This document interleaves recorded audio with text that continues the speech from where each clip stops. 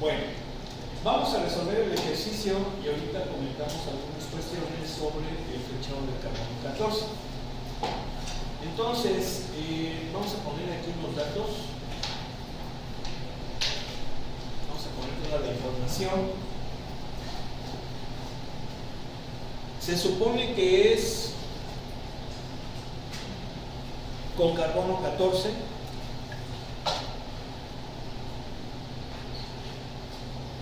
Pero creo que nos hace falta más. ¿Qué nos está pidiendo?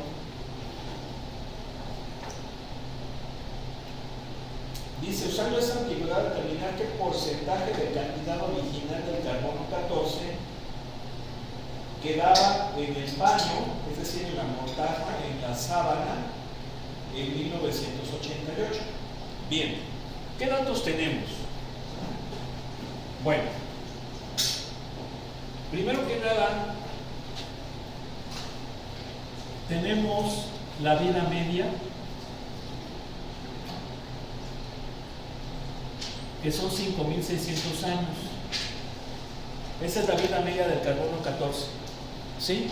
La cantidad de material de carbono 14 presente después de 1.600 años, perdón, después de 5.600 años, es la mitad de la que había originalmente. ¿Sí? Ese es el concepto de vida media.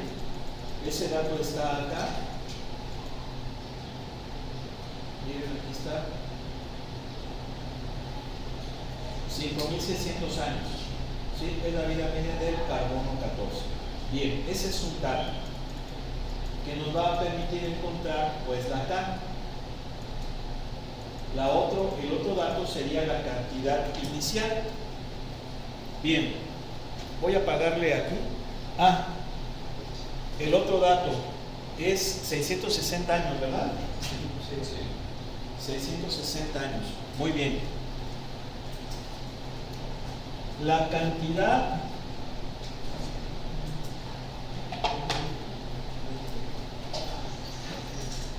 vamos a ponerle aquí tiempo. 660 años. Bueno, ¿cómo vamos a resolver esto? Fíjense. Vamos a hacer una especie de línea de tiempo. Para ello déjenme cambiar los pulmones porque estos ya están muy claritos. Vamos a hacer una especie de línea de tiempo, ¿ok? Si yo hago una línea de tiempo, aquí estamos hablando de 1988, que es cuando se hizo la prueba, ¿sí? Y aquí hay un periodo de 660 años. Por lo tanto, quiere decir que el paño, la sábana, se fabricó ¿en qué año? ¿1300 qué? 1328. ¿Sí? ¿Por qué digo que la sábana se fabricó en 1328? Porque se supone que es una sábana hecha con fibras naturales. ¿Ok? De hecho, creo que dice aquí,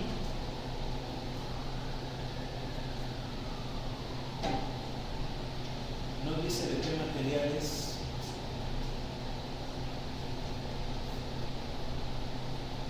Pero es hecho en ese entonces, pues toda la ropa pues era natural, no había fibras sintéticas, ¿están de acuerdo? Como el nylon o como ¿qué otras fibras hay ahora? El nylon es una de ellas, el poliéster es una fibra que no es natural, ¿sí? Antes, prácticamente del siglo XIX para atrás, toda la ropa era con fibras naturales, algodón, lino, lana, ¿sí? Aquí en México pues utilizaban mucho el enequén, por ejemplo, ¿no? O las fibras que se obtenían a partir, por ejemplo, de los cactus, etc. Todas eran fibras naturales. Entonces se supone que cuando se fabrica una fibra de estas natural para ropa, pues obviamente en la planta de la cual se extraen las fibras, pues la tienes que cosechar para procesarla. Y a partir de ahí, ¿qué sucede? Que antes la plantita estaba viva, ¿verdad? Pues la tienes que desenterrar, la tienes que procesar, pues ya a partir de ahí la plantita ya se va a morir. Entonces, la cantidad de carbono 14 va a tender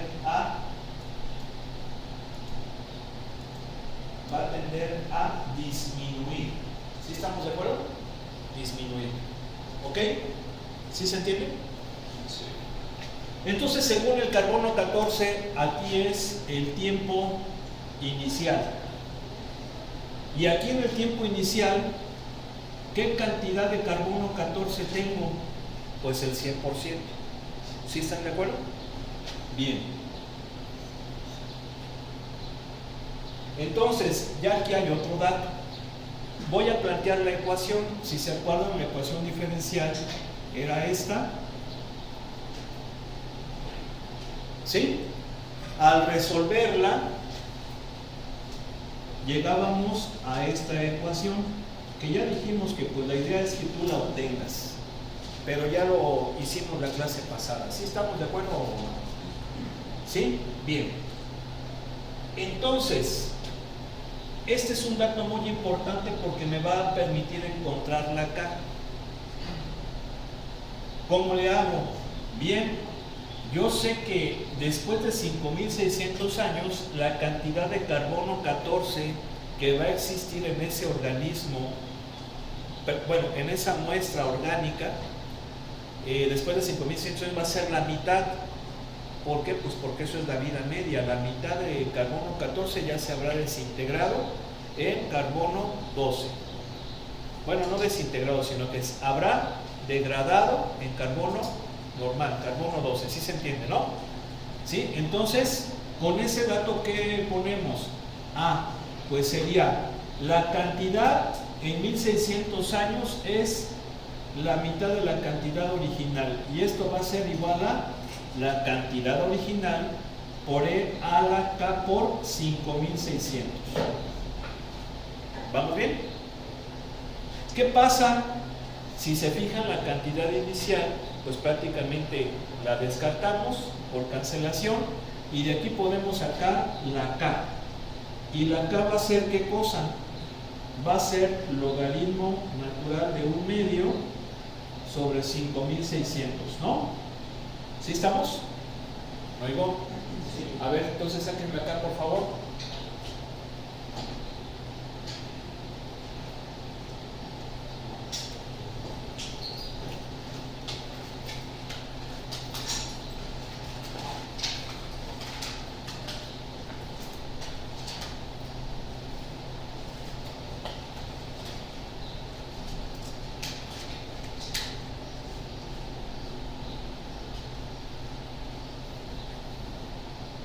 ¿Cuánto nos da?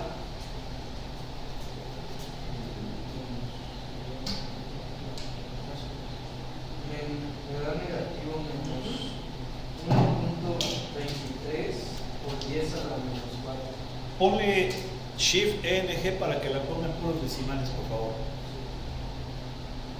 Menos 123.77 por 10 a la menos 6. Que le pongan Shift ENG para que la pongan puros. O pónganle la ENG para que la pongan, no, que no la ponga en notación científica. Menos 0.00023. Menos 0. 0.00023. ¿Cuántos ceros? 12. Sí. 12, ¿qué más? 13. 13. 3, 7. 3, 7. Vamos a dejarlo así.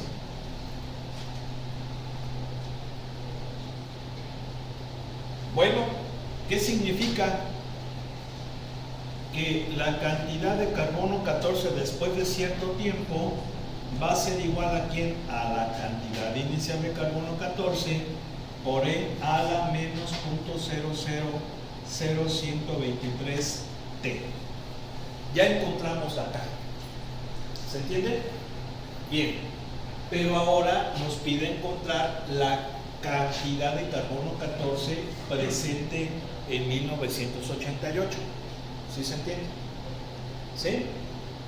¿Estamos de acuerdo? Bien. Se supone que cuando T vale 0, hagan de cuenta que T inicial es el 1328. ¿Sí se entiende? ¿Sí? Este es el T inicial. Bien. Y este es 660 años. Han transcurrido 660 años hasta 1988. ¿Sí se entiende? Entonces, ¿qué es lo que tenemos que hacer? Determinar la cantidad de material de carbono 14, 660 años después, sí, porque partimos de aquí, ¿no? Aquí es donde todavía es el 100%, pero ese 100% va a empezar a degradarse. ¿Vamos bien? Y entonces va a ser igual aquí a la cantidad inicial, que no la conozco. ¿Por qué no la conozco? Pues porque no tengo yo la prueba, yo tengo datos. Yo no fui el científico que hizo el experimento, ¿verdad? Sí, pero seguramente, miren, yo no sé si sepan, pero se hicieron cortecitos muy pequeños del manto o de la sábana, y luego lo que se hace es carbonizarla para precisamente medir la cantidad de carbono presente. ¿Sí? ¿Cómo la miden o cómo la determinan? Pues existen contadores radioactivos. El contador más sencillo, más simple que hay para medir la radioactividad es el contador Geiger. ¿Sí? Seguramente lo han escuchado. O eso, hagan de cuenta que es un como detector y hace sonido. ¿Sí? Más o menos así funciona el contador Geiger. Bien, entonces sería E a la 0.000123 por 660, ¿verdad? A ver, entonces háganse la cuentita, por favor. ¿Cuánto nos da esa exponencial?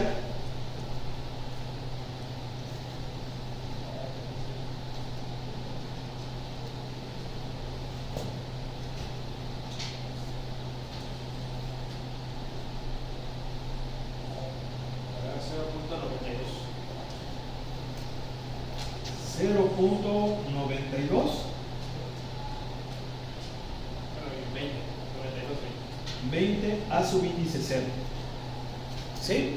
Sí, porque a subíndice 0 no lo conocemos. Este punto 922 es el resultado de esa exponencial. ¿Estamos de acuerdo? Bien. Y ahí está. Si se fijan, la cantidad de material que vamos a tener, 660 años, que fue cuando se hizo la prueba, es del punto 9220 de lo que inicialmente se tenía, es decir, un 92.2%, según esto, ¿no? ¿Sí? ¿Sí se entiende? ¿Sí dio esa cantidad? Sí. Vamos a ver.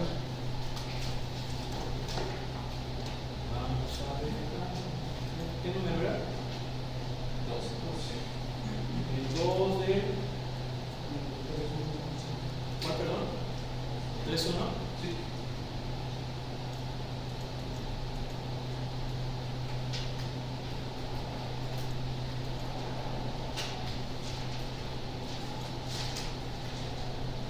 ¿Le puedes encender el ingeniero, por favor? Gracias.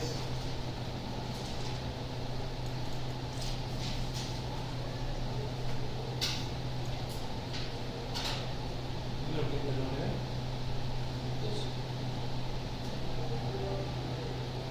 10.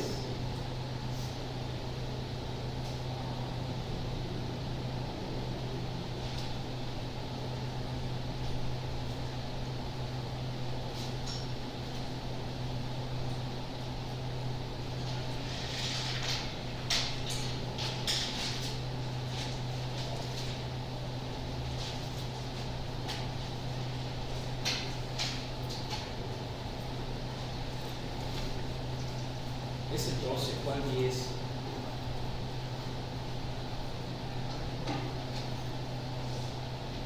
Miren, aquí está 92%.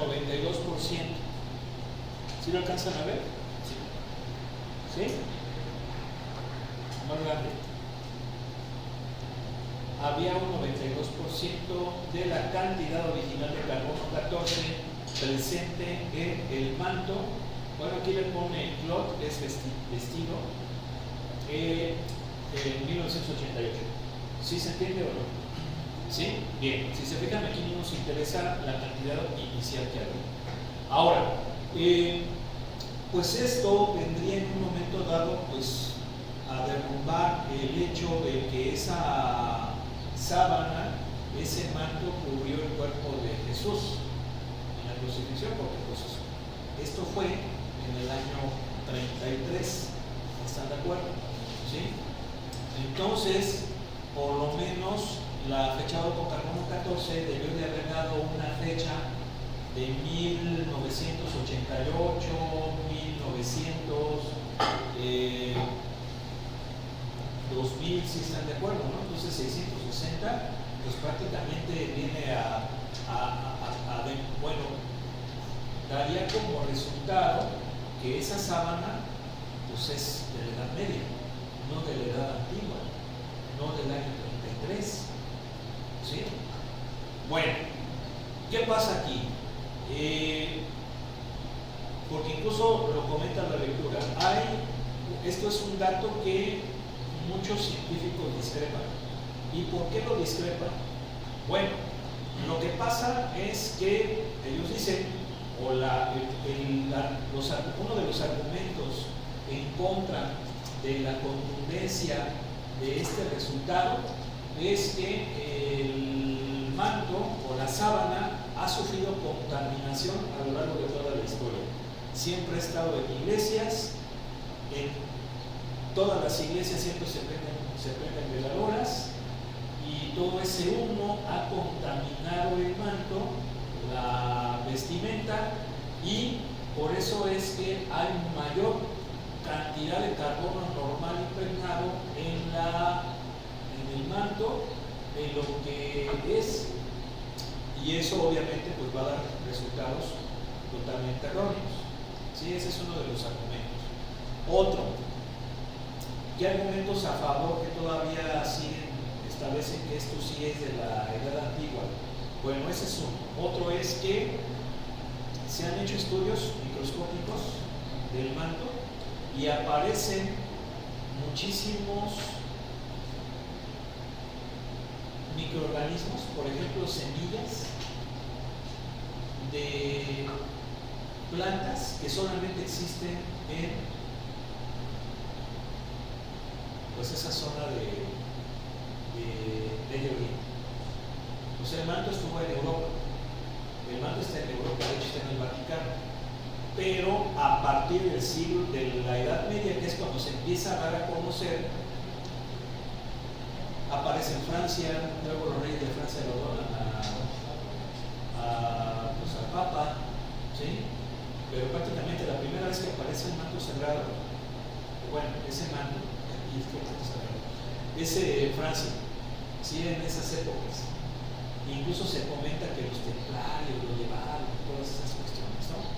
Entonces, un dato a favor de que sí es algo que está relacionado con lo que históricamente representa es que tiene muchas microorganismos, semillas microscópicas que solamente existen en esa parte del mundo.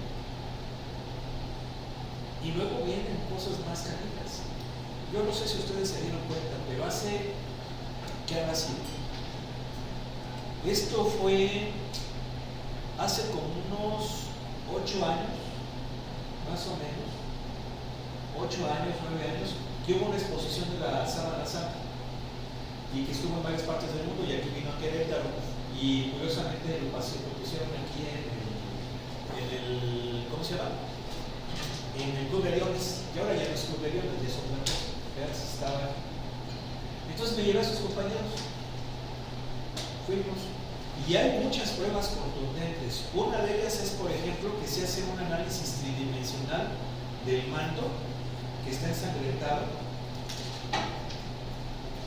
Entonces toman imágenes de la sangre y luego hacen una reconstrucción tridimensional y efectivamente ese vio un hombre que estuvo apostado, ¿sí? Uno podrá decir, bueno, pues es que esto lo pudo haber hecho cualquier artesano medieval. Bueno, pero hay otra reliquia que se llama, que es el sudario, creo, no, el sudario es este. Hay otra reliquia de la Verónica. Entonces hacen el estudio del rostro, que está en Toledo, en España, la otra, con el manto, y es el mismo rostro. Y el de Toledo es más antiguo, es decir, mucho más antiguo, entonces ahí prácticamente viene a romper esa cuestión. Otro, el tipo de sangre. El tipo de sangre es AB y es solamente de personas que, bueno, en ese entonces había, y claro, ya ahorita ya está agregado el tipo AB. ¿Qué otra cosa? Hay uno que es sumamente sorprendente, hay muchas pruebas, pero hay uno que es muy sorprendente. Y dice, a ver, efectivamente esa imagen, en esa sábana, en ese manto, es de sangre, sudor, no es pintura, es sangre principal. Pero las imágenes que se forman para quedar impregnadas y concordar con las de la sangre necesitarían una cantidad de energía enorme para que se pueda impregnar. Una cantidad de energía que no se podría haber tenido en la Edad Media, se podría tener en la edad actual, o sea, en la edad de ahora, pero aún así se necesitaría una cantidad de energía sumamente grande como la generada por una reacción nuclear. Y eso lo dicen los científicos, yo no lo digo. Entonces, ¿cómo es que se forma esa imagen? Queda plasmada. Algo parecido, no sé si ustedes han escuchado este comentario, que cuando estallaron las bombas en Hiroshima y Nagasaki, quedaron impregnadas las sombras de las personas. Yo no sé, esto se me hace muy macabro, ¿no? Pero pues sí pudo haber sido, ¿no? Que quedan impregnadas. Entonces algo parecido debería de pasar para que se impregnara esa imagen. Y eso conoce la realidad. Y esto es darles una de las pruebas, pues más así como que dice uno, ¿qué pudo haberlo hecho? Bueno, pues ahora sí que aquí ya pues es una cosa verdaderamente pues, misteriosa, y de hecho sí, esto lo pueden ustedes investigar. Este manto es uno de los objetos más misteriosos de toda la historia. Desde un punto de vista escéptico, diría uno, es una de las cosas más misteriosas de toda la historia. Ya cuestiones de fe, pues bueno, pues ahí uno pensaría que es la Sábana Santa, ¿no? Yo soy creyente, pero yo respeto a quien pues, no lo considera así. Y pues bueno, ahí está. Bueno, vamos a continuar, vamos a ver ahora la ley de enfriamiento y calentamiento de Newton. Aquí hay unos ejemplitos. Son, por ejemplo, del 13 al 17, ¿cuál les gusta más? Vean más, del 13 al 17, así de lejecillos.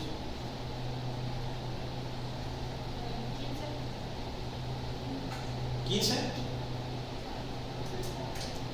A ver, su compañera que 15, ¿usted qué opina? ¿Cuál le gusta?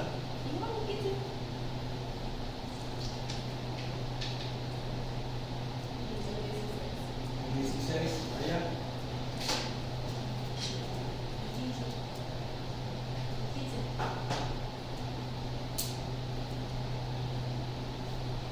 16.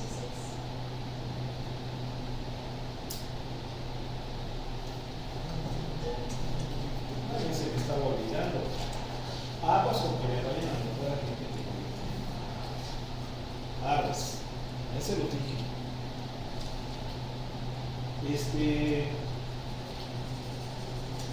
Entonces, a ver, ¿dónde está la compañera? Pues ya son todas. A ver, ingeniero, tú decides 15 o 16. 15.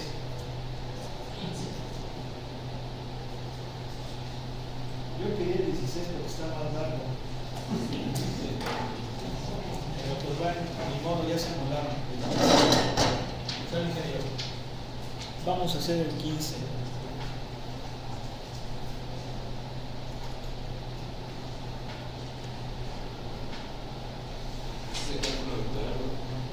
Ah, perdón.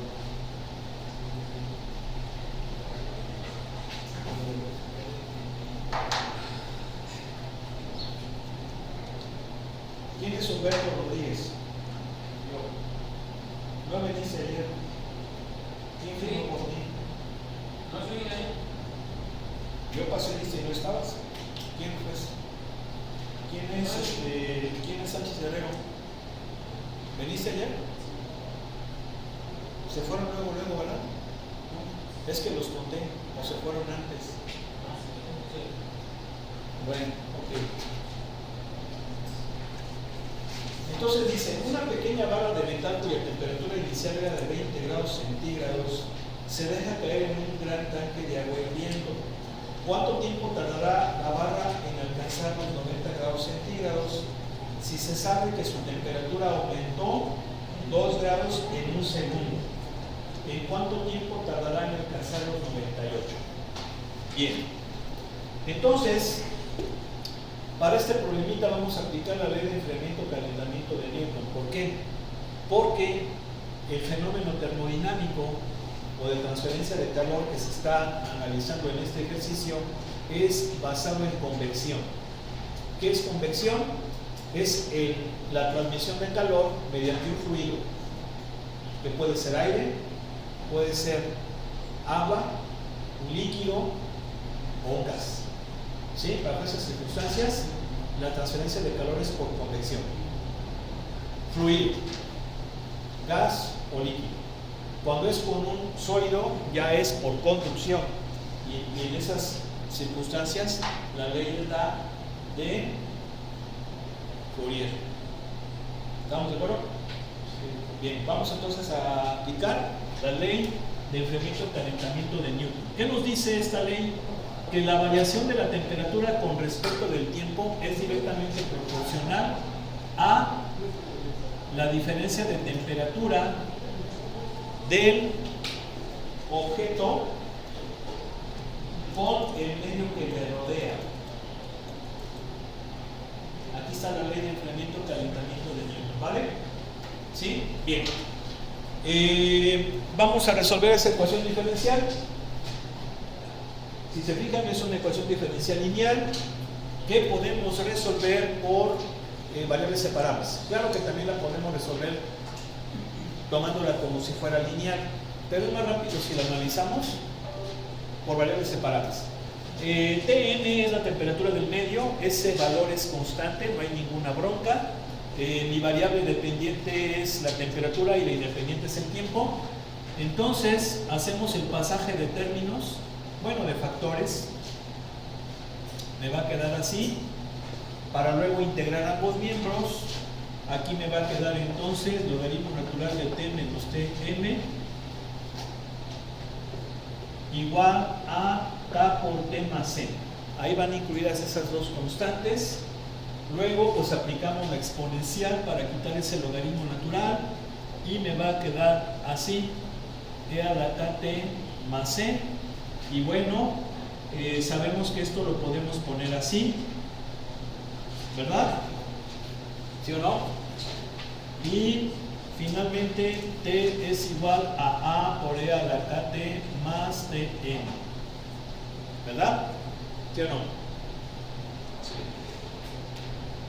Si se fijan, esta constante yo le estoy llamando a, habrá quien le llame b, quien le llame c, no importa. Y obviamente pues es una constante a determinar. Muy bien, entonces esta es la ley que rige la temperatura de un objeto cuando la transferencia de calor se da en un fluido. Mande. ¿Sí? Entonces ahora sí vamos a utilizar los datos. Nos dice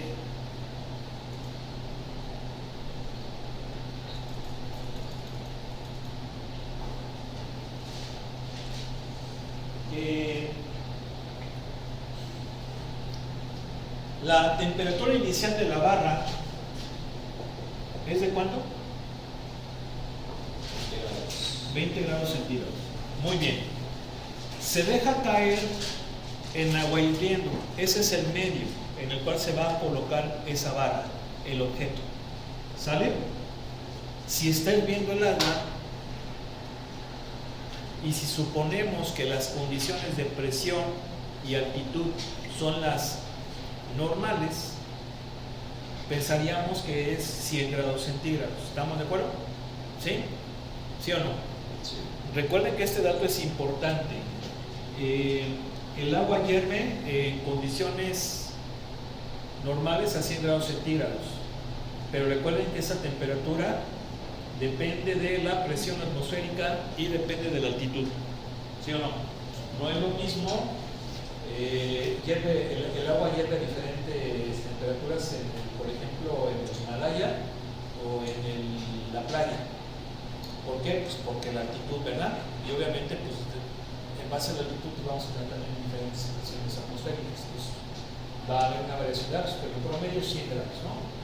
¿Sí? Bien. Entonces, ¿qué me pide? ¿Que encuentre qué cosa? ¿En cuánto tiempo va a alcanzar 90, creo, no? Sí. ¿En cuánto tiempo va a alcanzar los 90 Fahrenheit y en cuánto tiempo va a alcanzar los 98? Creo. ¿No oigo? Sí. Bien, ¿qué hacemos? Bueno, pues sustituimos estos datos en la ecuación. Esta es la temperatura inicial. Es decir, 20 es igual a por E a la K por 20, o a la 20K más bien. No, perdón, aquí es 0 porque es temperatura inicial. ¿Estamos de acuerdo? Más 100. Y de ahí despejamos a A. Entonces A va a ser 80, ¿no? No, menos 80. No oigo. ¿Sí? ¿Va a ser menos 80?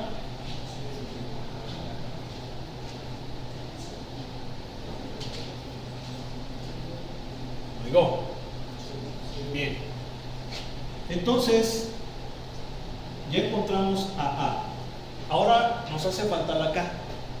Y esa la vamos a obtener a partir de la otra condición en la frontera. ¿Qué es qué cosa? Ah, no, espérenme.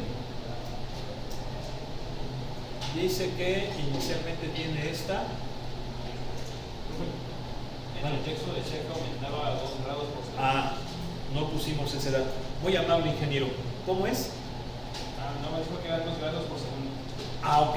Fíjense, 2 grados por segundo. Sí, no, 2 grados en el segundo. 2 grados el primer segundo. Sí. Ese dato es interesante, es el que nos hace falta para sacarla acá, que es una condición en la frontera. ¿Cómo lo ponemos? La temperatura en 1, sí, porque dice que la temperatura en un segundo después, ¿verdad? ¿Es de cuánto? 2 grados más. Entonces van a ser ¿cuánto? 22. ¿Sí estamos de acuerdo? Oigo. Entonces sería 22 igual a menos 80 por E a la ¿qué? A la 2K más 100. ¿Sí? Entonces ¿K cuánto va a valer? 22 menos 100, menos 78, ¿no? Menos 78 sobre 8 sobre menos 8. Vamos a hacerlo pasito por pasito para que no haya bronca, ¿verdad? ¿Cuánto me da 78 octavos?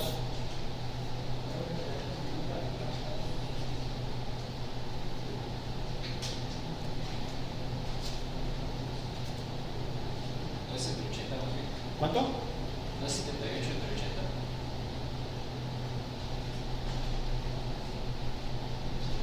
Sí, cierto, perdón. Sí, cierto. Gracias, ingeniero. 78 80, ¿cuánto es? 0.975. Muy bien. Y entonces K va a ser logaritmo natural de eso sobre 2. ¿Sí?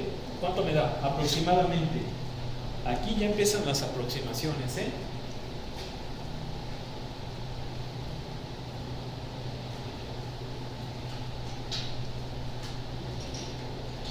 ¿Cuánto nos da?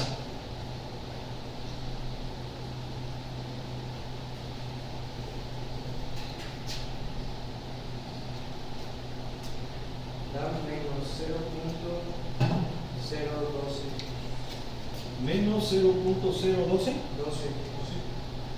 Otro decimal, ingeniero. 6. 6, gracias. ¿El siguiente era qué?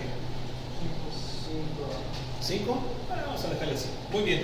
Ya tenemos entonces la ley que rige el comportamiento de la temperatura para esa barra metálica. Y va a ser esta.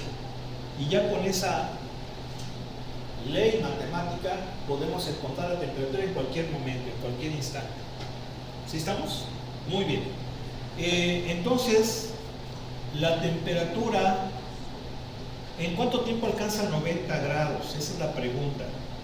A ver, pues sustituimos, ¿no? La temperatura de 90 va a ser menos 80, ahí me faltó la exponencial, por E a la menos 0.0126t, que es precisamente lo que quiero sacar,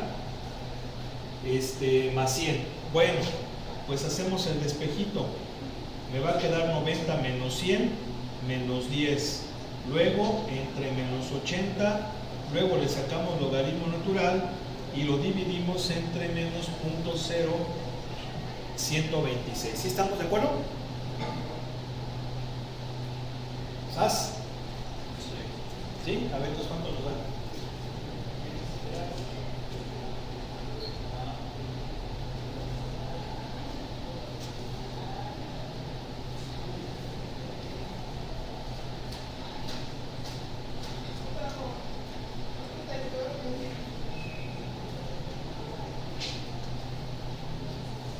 Da 165. 165 segundos. 165 segundos, según esto. ¿Sí? Y luego la otra, sustituimos 98. Miren, ya lo que podemos hacer es, pues ya tenemos la formulita.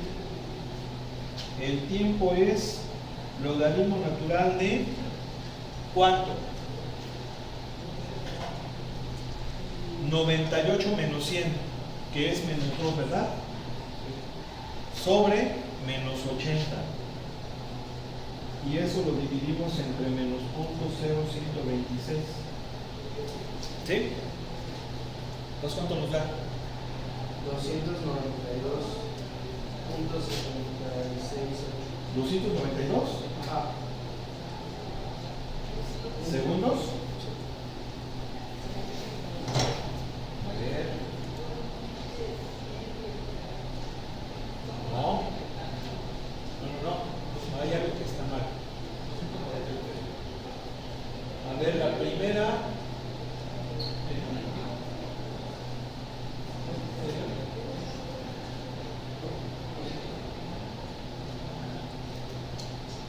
¿Qué número es el 15, verdad? ¿Me dijeron? Sí. No, Ah, el 12, no sé, 15.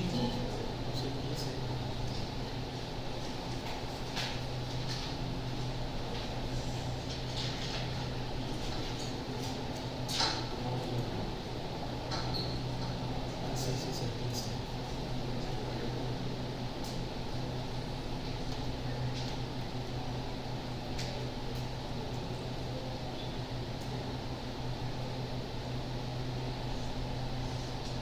La temperatura inicial es de 100, perdón, es de 20. ¿Sí, verdad? de 20, luego entonces es igual a menos 80, que está bien, eso está bien. La K, fíjense bien, la K dice que es menos 0.0253. La K está mal. A ver, sáquenla bien, chavos.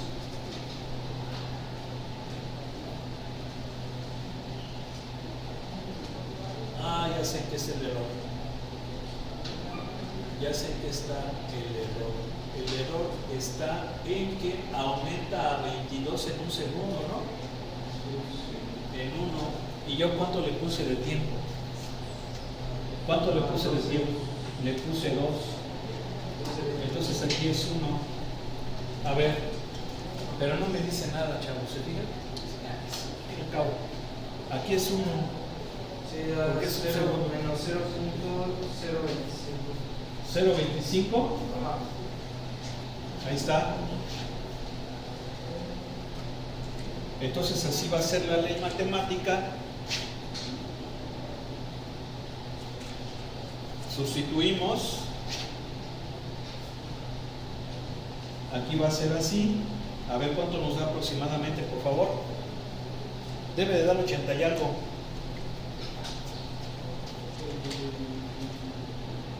82.2 según el libro.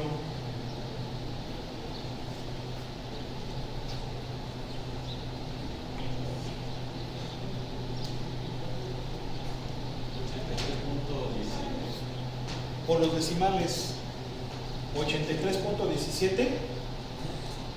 Bien. ¿Y en cuánto tiempo va a alcanzar una temperatura de 98? Pues modificamos. Estos datos van a ser diferentes porque ahora esto va a ser ¿cuánto? Ese sí está bien, menos 2. El que va a cambiar es este nada más. ¿Sí? Fíjense yo cómo ya despejé y sustituí, pero la idea es que ustedes vean siguiendo los pasos. Si se entiende, ¿no? Para no volver a hacer todo. Dios, si quieren, lo hacemos. ¿Lo hacemos o no? ¿Sí? O sea, para este, ¿cómo sería?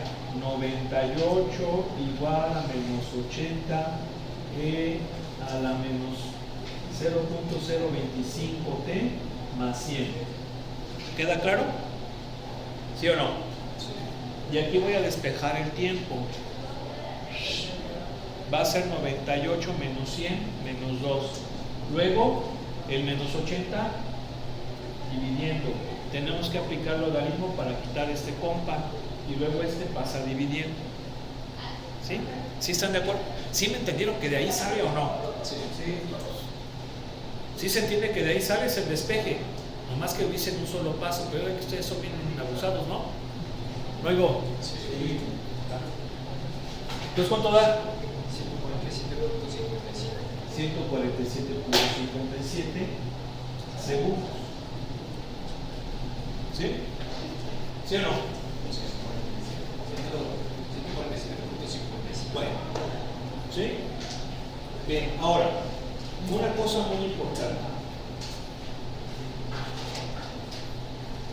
Estas leyes, esta ley, nada más toma en cuenta el tiempo, no toma en cuenta otras cuestiones sumamente importantes que se verían involucradas en la vida real, como cuáles. Sabemos que si yo voy a meter esa barra en agua hirviendo,